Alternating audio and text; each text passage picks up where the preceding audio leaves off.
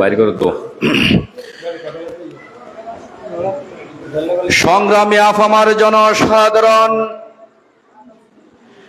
আজকের কেন্দ্র কমিটি গঠন উপলক্ষে নির্বাচনী সমাবেশে এ পর্যায়ে বক্তব্য রাখবেন ইসলামী আন্দোলন বাংলাদেশ হলদিয়া পালং ইউনিয়ন শাখার সংগ্রামী সভাপতি বিশিষ্ট আলেমে দ্বীন জননেতা মাওলানা রায়হান শফিক হাবিবি।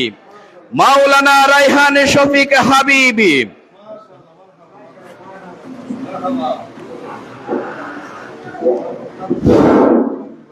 আসসালামু আলাইকুম ওয়া রাহমাতুল্লাহি ওয়া বারাকাতুহু।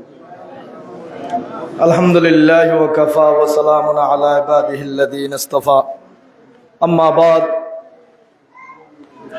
বাংলাদেশ জামাতে ইসলামী হলদিয়া পালং ইউনিয়নের আওতাধীন ৮ নম্বর ওয়ার্ডের ৭-৮ নম্বর ওয়ার্ডের জরুরি সভা উপলক্ষে আমাদের সামনে উপস্থিত হয়েছেন বাংলাদেশ জামাতে ইসলামী কক্সবাজার জেলার সম্মানিত আমির, বাংলাদেশ জামাতে ইসলামী কক্সবাজার সায়ের উকিয়া টেকনাফের মনোনীত এমপি পদ প্রার্থী, হোয়াইকং মডেল ইউনিয়নের বারবার নির্বাচিত চেয়ারম্যান জনাব হযরতুল আল্লাম মাওলানা অধ্যক্ষ নূর আহমদ আনোয়ারি আমাদের সামনে উপস্থিত রয়েছেন। উকিয়ার গৌরব, উকিয়ার মানুষের হৃদয়ের স্পন্দন জনাব হযরতুল আল্লাম মাওলানা আবুল ফজল সাহেব আমাদের সামনে উপস্থিত রয়েছেন।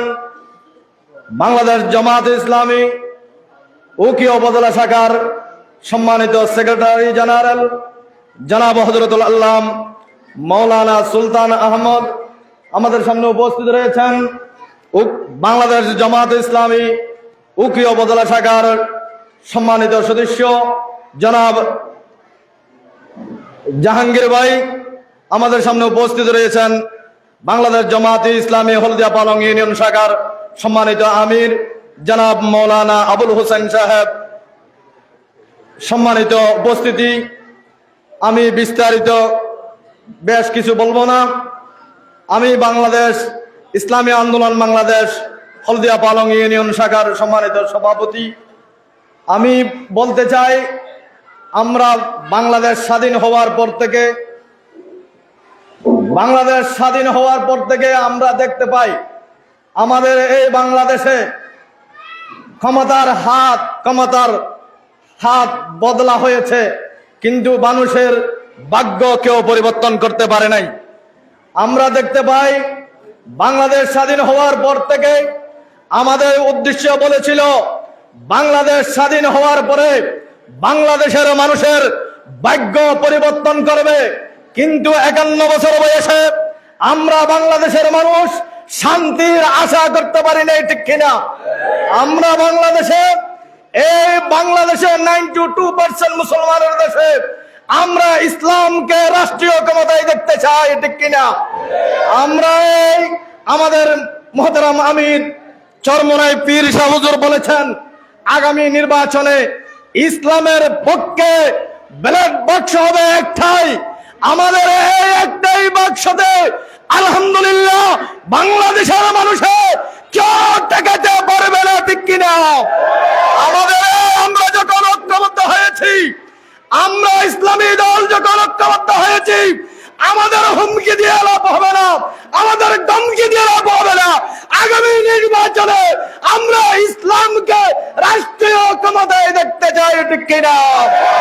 ইনশাআল্লাহ আমরা আশা করতে পারবো আগামী নির্বাচনে আমরা ইসলামকে ক্ষমতায় নিয়ে বাংলাদেশে 53 বছরে যে শান্তি বাংলাদেশের মানুষকে দিতে পারে নাই, ইসলামকে রাষ্ট্রীয় ক্ষমতায় দেখলে, ইসলামকে রাষ্ট্রীয় ক্ষমতায় নিলে ইনশাআল্লাহ বাংলাদেশের মানুষের ভাগ্য পরিবর্তন হবে, ঠিক কিনা?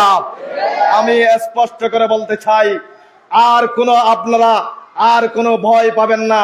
যেহেতু এতদিন তো বলেছিল মানুষ, হুজুর আপনারা এখন আমরা ভোট কাকে দিব, আপনারা এক হয়ে যান। আমি আশা করতে পারবো, আমরা যখন ঐক্যবদ্ধ হয়েছি, ইসলামী দল যখন ঐক্যবদ্ধ হয়েছি, বাংলাদেশের পরিবার থেকে, ঘর থেকে, পাড়া মহল্লা থেকে, বাজার, ইউনিয়ন, ওয়ার্ড থেকে ইনশাআল্লাহ প্রত্যেকটা মুসলমানের ভোট ইসলামের পক্ষে যাবে। মনে করে বলেন ঠিক কিনা? এই আশা ব্যক্ত করে আমি আমার সংক্ষিপ্ত বক্তব্য শেষ করলাম। আসসালামু আলাইকুম ওয়া রাহমাতুল্লাহি ওয়া বারাকাতুহু। ধন্যবাদ প্রিয় ভাইকে। মানবতার মুক্তির আন্দোলন শহীদি কাফেলা বাংলাদেশে জামাত ইসলামী হলদিয়া ফলং ইউনিয়ন